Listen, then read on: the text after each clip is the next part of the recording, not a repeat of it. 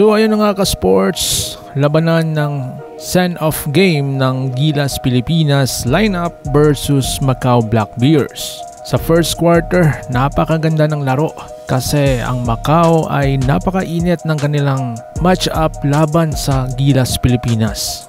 Under 8-minute mark, tumira ng 3 ang player number 9 ng Macau na kung saan ay hindi napaghandaan ng Gilas Pilipinas ang mga 3-pointer shooter ng kalaban.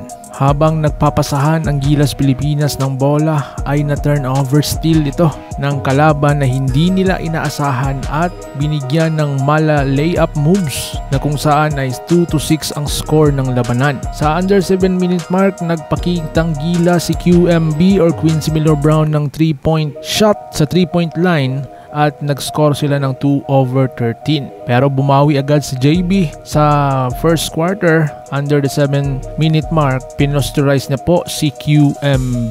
Sa 6-minute mark, tumira ng 3 si Dwight Ramos at ang score ng Gilas ay 8-13. Sa 6-minute mark, tumira naman ng punto si JB na kung saan ay lumiliit na ang lamang ng Macau Black Bears. Dito mo talaga nakikita mga ka-sports na umiinit na ang Gilas Pilipinas. Sa under 4-minute mark, napakitang Gilas ang mga import ng Macau Black Bears at lamang ng 11 points po ang Macau.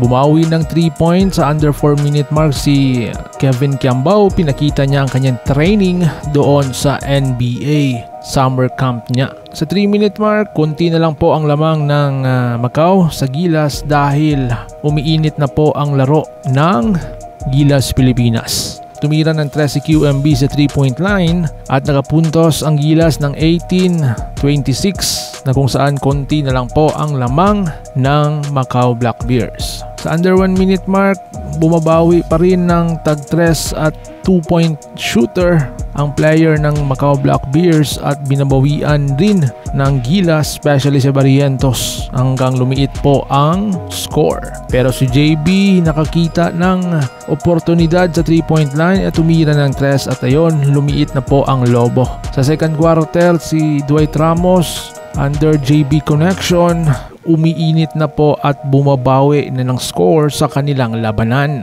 Score sa second quarter, 27-35 under 8-minute mark. Dito tumira ng 3 ang player number 4 ng Macau nang di inaasahan ng Gilas Pilipinas. Pero bumawi dito si AJ Idu sa 7-minute mark at nag-dunk siya. Pinakita niya na kaya niya pang lumaban sa Macau Black Bears. Sa under 6-minute mark, 3:44, tumira ng 2 points si AJ Idu at dito with Dwight Ramos connection. Ang ganda talaga tignan mga ka-sports. At ito mga ka-sports, tignan natin ang mga iilang highlights ng kanilang laro. 4.5 minutes to go in the first half. Thompson hitting a 3. Nice play. Nice kick out to Scotty who hits the 3. And then Mr. Alpanlillo, KQ, looking to tie it up, and he does so well. And Perez and Newsome as they stay in the game, and Brownlee get open. It's Newsome steps in, jumper is good. That Gilas would lead that department, but Brownlee. Sa tingin nyo mga sports, kaya na ba ng Gilas Pilipinas lineup pool ang mga kalaban nila sa FIBA? I-comment mo po ang iyong hinaing sa ibaba. Sa di po nakakaalam, ang world ranking po ng Macau Nationals men's basketball team is currently nasa 152nd in the world as of early 2025. Pero kahit na ganito ang kanilang ranking, maganda pa rin ang pinakita nilang laban kontra sa Gilas Pilipinas. Imagine, 8 imports ang ginamit nila para makapag-sustain ng score at makipagbakbakan sa Gilas Pilipinas. Kung gusto mo po ang ganitong content, paiwan ng follow, subscribe at pahit ng bell para ma-notify po kayo sa mga bagong uploads natin. So paano? Ingat po kayo.